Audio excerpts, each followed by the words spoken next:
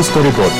మద్రాస్ నుంచి తెలుగు వారిని వెళ్లగొట్టిన అవమానం, రాజధాని కేంద్రంగా కర్నూలును మార్చేసిన విధానం, హైదరాబాద్ లాంటి నగరం లేదే అన్న ఉక్రోషం, ఇలాంటి రకరకాల ఎమోషన్స్ తో ముడిపడి ఉంది ఆంధ్రప్రదేశ్ రాజధాని వ్యవహారం. 100 ఏళ్ల భవిష్యత్ లక్ష్యంగా కొత్త రాజధానిని కడుతోంది ఏపీ సర్కార్. క్యాపిటల్ నిర్మాణం అనేది ఆంధ్రులకు సంబంధించినంత వరకు ప్రతిష్టాత్మక వ్యవహారమే కాదు, మానసికంగా ముడిపడ్డ అనుబంధం. అలాంటి నగరానికి ఎలాంటి పేరు ఉండాలి? ఆంధ్రుల ఖ్యాతిని విశ్వవ్యాప్తం చేసిన చారిత్రక నగరం పేరుని కొత్త రాజధానికి పెట్టాలని నిర్ణయించింది ఏపీ సర్కార్. దీని వెనుక కారణాలేంటి? తుళ్లూరు కేంద్రంగా నిర్మిస్తున్న రాజధానికి అమరావతి అనే పేరు పెట్టాల్సిన అవసరం ఏముంది?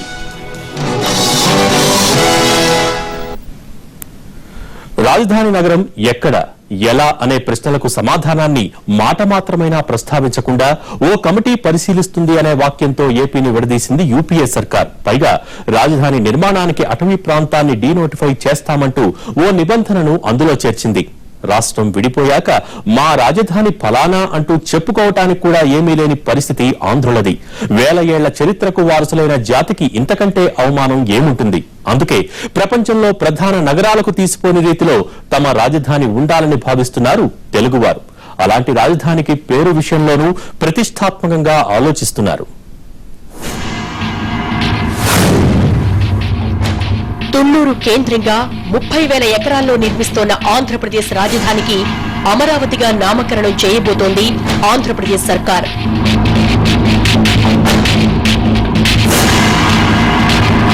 రాజధానికి ఏం పేరు పెట్టాలి? ఎన్టీఆర్ పేరు మీదుగా తారక రామపురం, ఎన్టీఆర్ నగర్ అని అనేక పేర్లపై విస్తృత చర్చ జరిగినా మెజారిటీ నాయకులు, ఎమ్మెల్యేలు అమరావతి వైపు మొగ్గు చూపారు.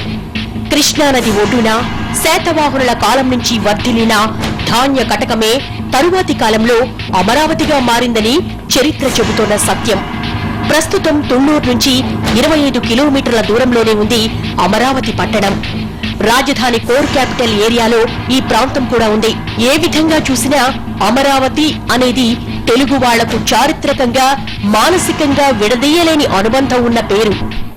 ఒక చారిత్రకపరమైనటువంటి ప్రాంతాన్ని, తర్వాత చారిత్రక నగరంగా ఒకప్పుడు భాసిల్లినటువంటి ప్రదేశం అమరావతి. సో ఇప్పుడు రాజకీయంగా ఇప్పుడు అంతర్జాతీయ విమానాశ్రయానికి రాజీవ్ గాంధీ పేరు పెట్టారు, లేకపోతే డొమెస్టిక్ టెర్మినల్కి ఎన్టీఆర్ పేరు తీసేశారు. ఇలాంటి వివాదాలని రేపొద్దున రాబోయే మళ్ళీ వీళ్ళు ఈ గొడవంతా లేకుండా హాయిగా చక్కగా అమరావతి అనేటువంటిది ఒక చరిత్ర పుటల్లో ప్రసిద్ధికి ఎక్కినటువంటి పేరు. గుంటూరు జిల్లాలో తాళ్లూరు, అమరావతి, తాడికొండ, మంగళగిరి మండలాల్లోని 69 గ్రామాలు అమరావతి నగర పరిధిలోకి రానున్నాయి. 7,068 చదరపు కిలోమీటర్ల విస్తీర్ణంలో నిర్మాణానికి సిద్ధమవుతున్న ఈ నగరానికి మణిహారంలా 3 రింగ్ రోడ్లు రానున్నాయి. తుళ్లూరు మండలం రాజధాని కేంద్రమని చెబుతున్న ప్రభుత్వ కార్యాలయాలు, ముఖ్యమంత్రి, గవర్నర్ నివాసం, క్యాంప్ ఆఫీసులు, ఇతరత్ర పరిపాలనా భవనాలన్నీ కృష్ణానది ఒడ్డు నిర్మిస్తామని ప్రభుత్వం చెబుతోంది. ఇక్కడకు 20 కిలోమీటర్ల దూరంలోనే అమరావతి పట్టణముంది. తుళ్లూరు కేంద్రంగా నిర్మిస్తోన్న రాజధాని నగరంలోనికి అమరావతి కూడా కలిసిపోనుంది. దీంతో అమరావతికున్న చారిత్రక ప్రాధాన్యం చెరిగిపోకుండా ఉండేందుకే సర్కారు నిర్ణయం తీసుకున్నట్టు తెలుస్తోంది. అమరావతి ఆంధ్రప్రదేశ్ రాజధానిగా గొప్పగా వర్ధిల్లడానికి అవకాశం. నేను చేత మీకు ప్రథమంలోనే చెప్పాను, ఇక్కడ పచ్చడి పొలాలు ఉన్నాయి, తర్వాత అబండెన్స్ ఆఫ్ వాటర్ సోర్సెస్ మనకు ఉన్నాయి. తర్వాత ఇక్కడ గుంటూరు నుండి మనకు విజయవాడకి ఎంత దూరం, ఆ గుంటూరు నుండి అమరావతి 32 కిలోమీటర్లు ఉంటుంది. విజయవాడ నుంచి చూసుకుంటే 30-40 కిలోమీటర్లు ఉంటుంది. అంచేత ఈ తుళ్లూరు ప్రాంతం, ఈ ప్రాంతం అంతా up to Prakasam district, Anantapuram జిల్లాకి సెంటర్గా అవుతుంది. ఇక్కడ వాటర్ ఎప్పుడైతుందో అప్పటికే మనకి పోర్టు నిర్మాణం, ఇక్కడ నుండి వాడల మీద సుగంధ ద్రవ్యాలని ఇక్కడ నుండి సరఫరా చేశారు రోమన్ దేశానికి. అమరావతికున్న చారిత్రక ప్రాధాన్యత గురించి తెలుగు వారికి ప్రత్యేకంగా పరిచయం చేయాల్సిన అవసరం లేదు. 1000 సంవత్సరాల నుంచి ప్రపంచవ్యాప్తంగా గుర్తింపు పొందింది ఈ పట్టణం. అమరావతిని హెరిటేజ్ సిటీగా గుర్తించిన కేంద్ర ప్రభుత్వం ఈ పట్టణాన్ని అభివృద్ధి చేసేందుకు 50 కోట్ల రూపాయల నిధులు కేటాయించింది. ఆంధ్రప్రదేశ్ రాజధాని నగరం స్మార్ట్ సిటీగానే కాకుండా ఆధ్యాత్మిక, చారిత్రక, పర్యాటక కేంద్రంగా విలసిల్లేలా ఈ ప్రాంతాన్ని డెవలప్ చేసేలా మాస్టర్ ప్లాన్ లో ప్రణాళికలు సిద్ధం చేస్తున్నారు. అమరావతి అనే పేరుతో రాజధాని నగరాన్ని నిర్మించడం వల్ల ప్రపంచవ్యాప్తంగా పర్యాటకుల్ని ఆకర్షించవచ్చని భావిస్తోంది ఏపీ సర్కార్. ప్రపంచవ్యాప్తంగా దీన్ని ఆకర్షించే ఇది ఉంటుంది. తుళ్ళూరు అంటే ఎవరికి తెలియదు. అది అమరావతి అంటేనే ప్రపంచ పెద్ద ఫేమస్ ఇంటర్నేషనల్ బుద్ధిస్ట్ సెంటర్ గా వెలుగొందింది కాబట్టి అనాది కాలం నుంచి. సో ఇప్పటి వరకు ఖచ్చితంగా మనకు ప్రాశస్త్యం ఉంటుంది కాబట్టి దానికి మంచి రాజధానిగా, అలాగే సెంట్రల్ గవర్నమెంట్ బాగా మంచి ఫండ్స్ ఇస్తే, ఈ విధంగా చేయకోకుండా ఫండ్స్ ఇవ్వకుండా చేస్తే, ఫండ్స్ మంచిగా ఇస్తే సెంట్రల్ గవర్నమెంట్ ఖచ్చితంగా అది మంచి ఇంటర్నేషనల్ గా అంతర్జాతీయ స్థాయిని ఆకర్షిస్తుందని చెప్పేసి. తుళ్ళూరు కూడా చారిత్రక వైభవంతో పాటు ఇతిహాసాల్లోనూ చోటుందని స్థానికులు చెబుతోన్నమాట. ఇక్కడ శివపార్వతులు తాండవమాడారని, తుళ్ళూరును గతంలో తాండవపురిగా పిలిచేవారని స్థానికంగా ఓ కథనం ప్రచారంలో ఉంది. కాలక్రమంలో తాండవపురి తాళ్ళూరుగా మారిందని చెబుతున్నారు.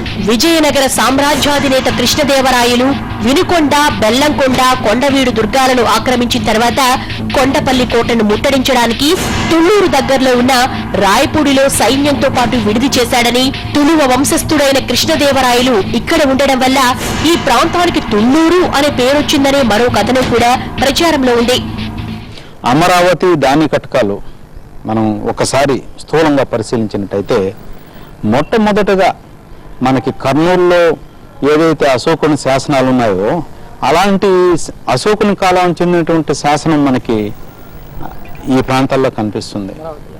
అమరావతిలో కనిపించడం వల్ల దాని ద్వారా ఆ స్తూపాన్ని, అక్కడ ఉన్నటువంటి బౌద్ధ స్తూపాన్ని ఎలా పెంచారు, వృద్ధి చేశారు గురించి అది మాట్లాడుతుంది.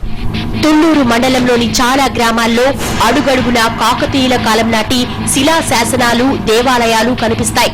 తుళ్ళూరుకు సమీపంలో ఉన్న మందడి గ్రామంలో ఇప్పటికీ రాణి రుద్రమాదేవి నిర్మించిన శివాలయం, గణపతి దేవుడు చెక్కిన శిలా శాసనాలు ఉన్నాయి. ఈ ప్రాంతంలోని గ్రామాల్లో నాటి చరిత్ర సాక్ష్యాలు, ఆధారాలు ఇప్పటికీ సజీవంగా ఉండడం విశేషం. ఇవన్నీ పక్కన పెడితే తుళ్ళూరుకి 25 కిలోమీటర్ల దూరంలో ఉన్న అమరావతి వేల సంవత్సరాల నాటి ఆంధ్రుల వైభవానికి ప్రత్యక్ష నిదర్శనం. కొత్తగా నిర్మించబోయే రాజధాని నగరానికి అమరావతి అనే పేరు పెట్టడం అంటే ఆంధ్రులు తమ పూర్వీకుల్ని గౌరవించుకున్నట్లే. స్టోరీ బోర్డ్ లో షార్ట్ బ్రేక్ తీసుకుందాం.